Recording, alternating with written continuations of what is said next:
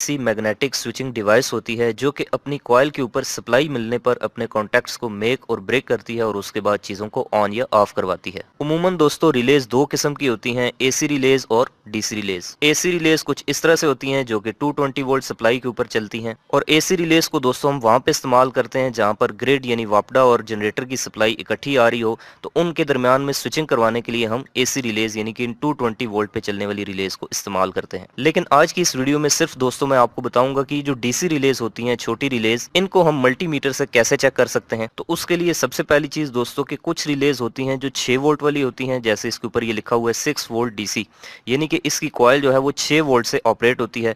कुछ 5 वोल्ट वाली भी हो सकती हैं और ज्यादातर 12 वोल्ट वाली होती हैं, जैसे ये देखें लिखा हुआ है डीसी 12 वोल्ट और इसी तरह इसके ऊपर भी लिखा हुआ है डीसी 12 वोल्ट, यानी कि ये जो दो हैं ये 12 वोल्ट वाली रिले हैं और ये 6 वोल्ट वाली रिलेज हैं। तो दोस्तों जब भी आप किसी भी मल्टीमीटर के जरिए रिले को चेक करेंगे तो उसके लिए आपको यहाँ पर इसके ऊपर 5 अदर टर्मिनल नजर आएंगे, 3 एक साइड पे और 2 एक साइड के ऊपर। अब ये पांचों टर्मिनल आपस में अंदर से इंटरनली किस तरह से कनेक्टेड हैं ये आपको पता होगा, तभी आप मल्टीमीटर के जरिए इसको चेक कर पाएंगे। तो सबसे पहले मैं आपको इसकी इंटरनल डायग्राम बना के दिखाता हूँ कि ये 5 टर्मिनल अंदर से किस तरह से कनेक्टेड होते हैं। तो दोस्तों यहाँ पे आप देख सकते हैं कि जिस तरह से इस रिले के अंदर 5 टर्मिनल दिए हुए हैं, 5 टर्मिनल बने हुए हैं, 3 एक साइड पे और 2 एक साइड पे, बिल्कुल वैसे ही यहाँ पर मैंने 5 टर्मिनल इसके बना दिए हैं। अब सबसे पहली चीज दोस्तों कि जिस साइड पे इसके ये जो 3 टर्मिनल हैं, इन तीनों में से जो आउटर 2 टर्मिनल है, यानी कि ये जो साइडों पे 2 टर्मिनल हैं, ये कॉइल के टर्मिनल होते हैं, यानी कि इन दोनों के दरमियान इस तरह से इंटरनली एक कॉइल कनेक्टेड होती है और यही दोस्तों रिले की कॉइल होती है जिसके ऊपर सप्लाई देने से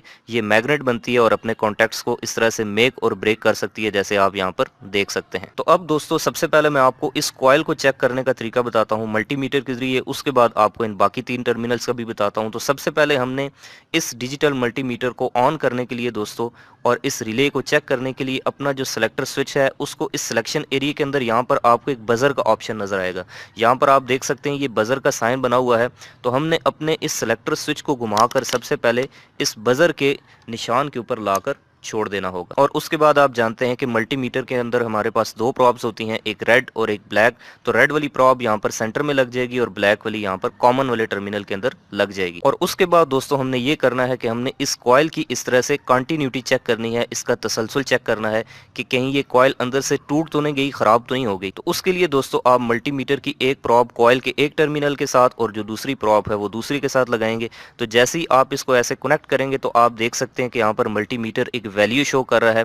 तो ये दोस्तों इस कॉइल की इंटरनल रेजिस्टेंस है। अब ये वैल्यू दोस्तों तभी आती है जब अंदर से सर्किट बिल्कुल ठीक हो। तो अब ये चूंकि वैल्यू शो कर रहा है, इसका मतलब है दोस्तों कि ये कॉइल इस रिले की बिल्कुल ठीक है। और अगर इन 2 टर्मिनल्स पे प्रॉब्स को लगाने के बाद आपकी वैल्यू नहीं आती तो इसका साफ मतलब ये होगा कि अब इस रिले की कॉइल खराब हो चुकी है, अंदर से टूट चुकी है, अब ये रिले इस्तेमाल के काबिल नहीं है। तो ये तो हो गया दोस्तों इस कॉइल को चेक करने का तरीका मल्टीमीटर के जरिए। अब उसके बाद मैं आपको इन 3 टर्मिनल्स के बारे में बताता हूँ। तो अब ये जो 2 हैं ये तो हो गए कॉइल के टर्मिनल। अब ये जो इनमें सेंटर वाला टर्मिनल है दोस्तों, इसको कहते हैं हम कॉमन टर्मिनल।